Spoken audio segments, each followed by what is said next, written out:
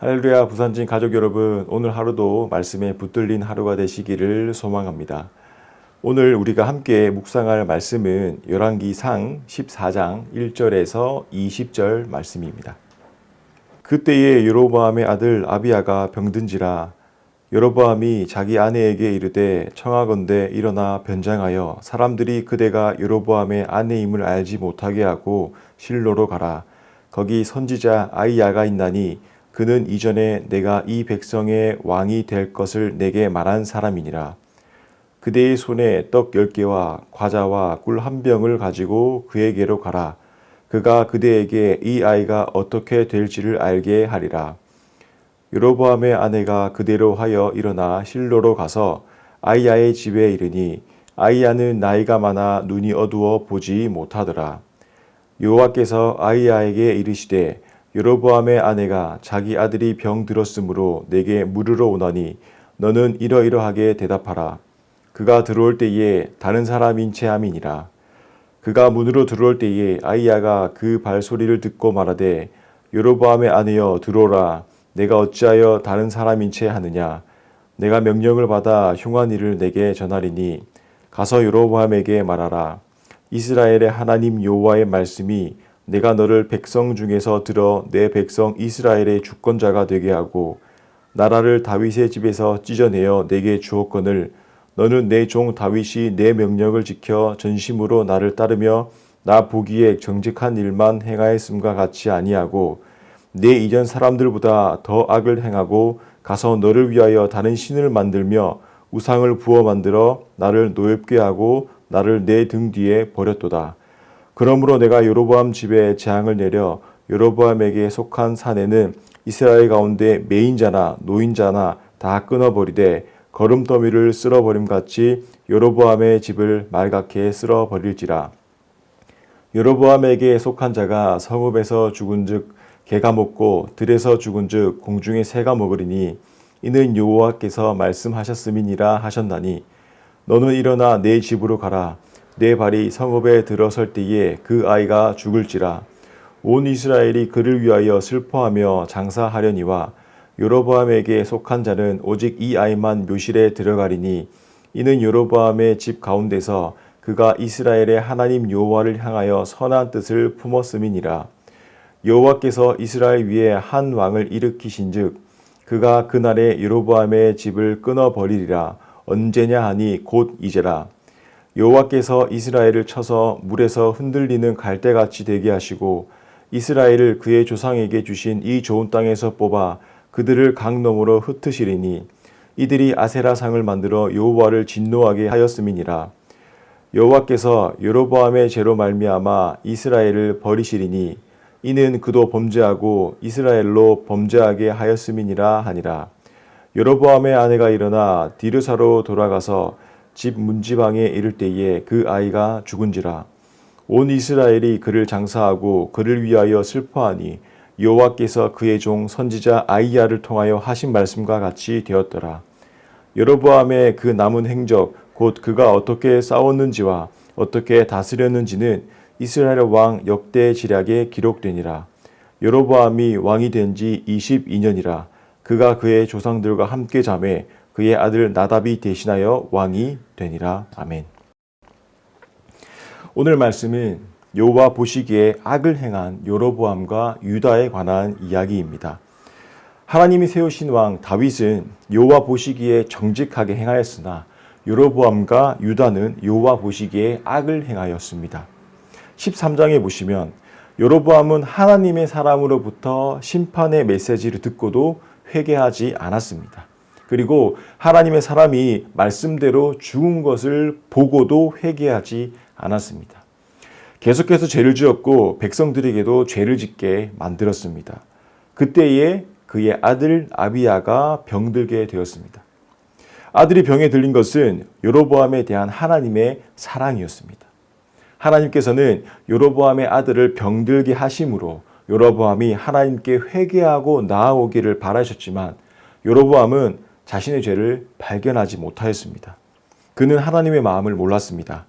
오히려 여로보암은 하나님께서 자신의 아들을 어떻게 하실지만 궁금해했습니다.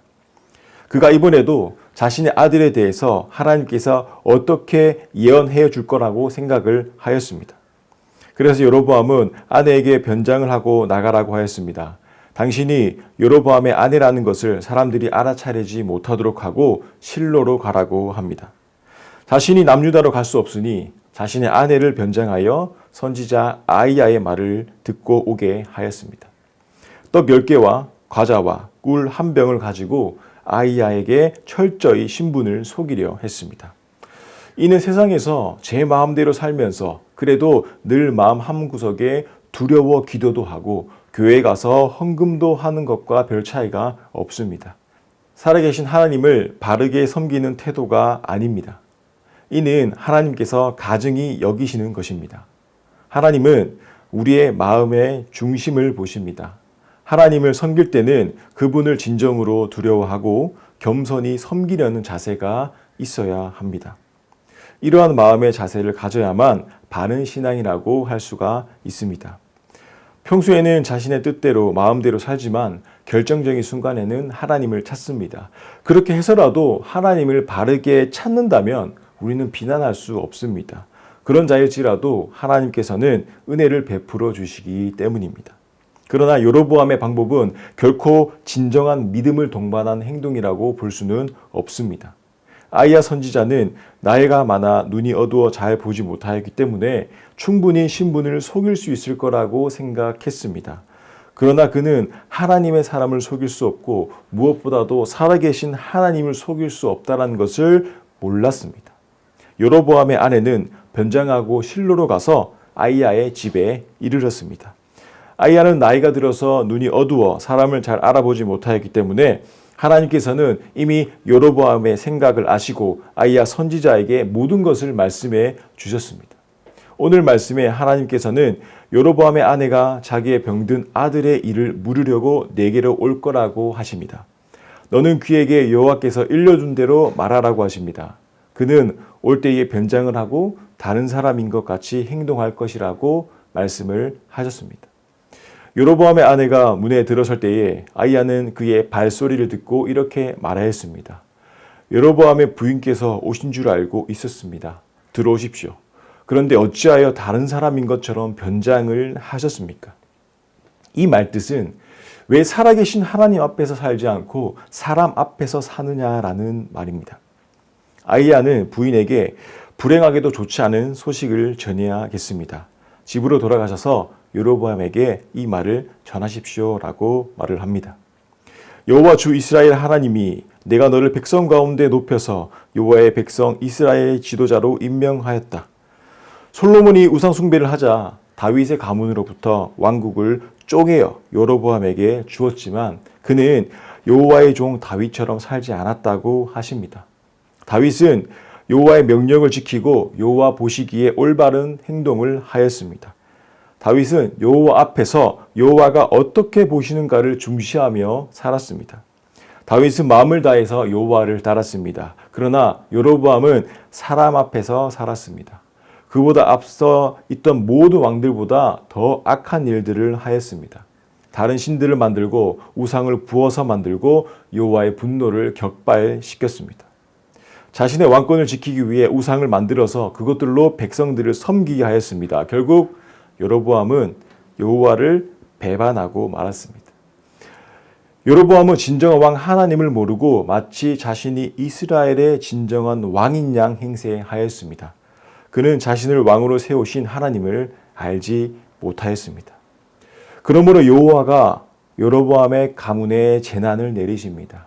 여로보암 가문에 속한 남자는 종이거나 자유인이거나 가리지 않고 이스라엘 가운데 모두 끊어버리시고 마치 사람이 쓰레기를 깨끗이 쓸어버리듯이 여로보암의 가문에 사람을 한 명도 남기지 아니하고 다 쓸어버리시고 여로보암에게 속한 사람으로 성읍 안에서 죽은 사람들은 개들이 먹어 치울 것이고 성읍 바깥에 들에서 죽은 사람들은 하늘의 새들이 와서 쪼아 먹을 것이라고 예언합니다. 그러고 선지자는 여로보암의 아내에게 이제 일어나서 집으로 돌아가라고 합니다. 그리고 부인 성읍 안에 들어설 때에 아이는 곧 죽을 것입니다 라고 예언을 합니다. 여로보암에게는 하나님의 은총의 기회가 주어졌을 때 그 기회를 잡으려고 최선을 다했어야 했습니다.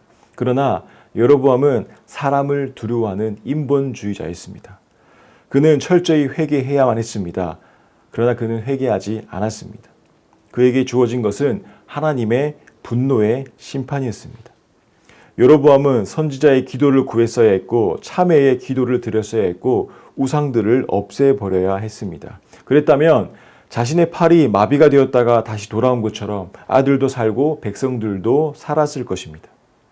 오늘 여로보암의 죄악으로 인해 그의 자손들까지 피해를 보게 됩니다. 하지만 하나님을 사랑하고 말씀에 순종하는 자에게는 천대까지 은혜를 베푸신다고 하셨습니다. 하나님께서는 사랑하는 자에게 은혜를 베푸시고 죄를 짓더라도 회개할 기회를 주십니다. 다윗도 여호와 보시기에 악을 행하는 죄를 범하였지만 선지자 나단을 통하여 하나님의 말씀을 듣고 눈물이 침상을 적시도록 깊이 회개하였고 그때 하나님께서 은혜를 베풀어 주셨습니다. 다윗은 평생의 회개의 열매를 맺으며 살았습니다. 하지만 여로보암처럼 끝까지 회개하지 않을 때는 하나님의 철저한 심판이 있습니다. 죄는 무서운 것이고 회개하지 않는 것은 더욱 무서운 것입니다. 여로보암이 하나님의 심판을 받는 큰 원인은 우상 숭배였습니다. 본문 9절 말씀입니다.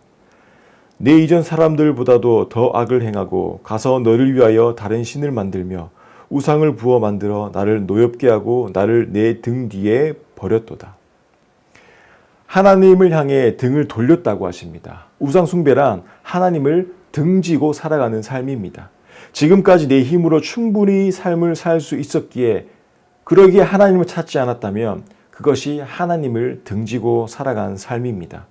삶 때문에, 환경 때문에, 여건 때문에 어떤 이유이건 하나님을 등지고 살았다면 그것이 교만이고 우상 숭배입니다.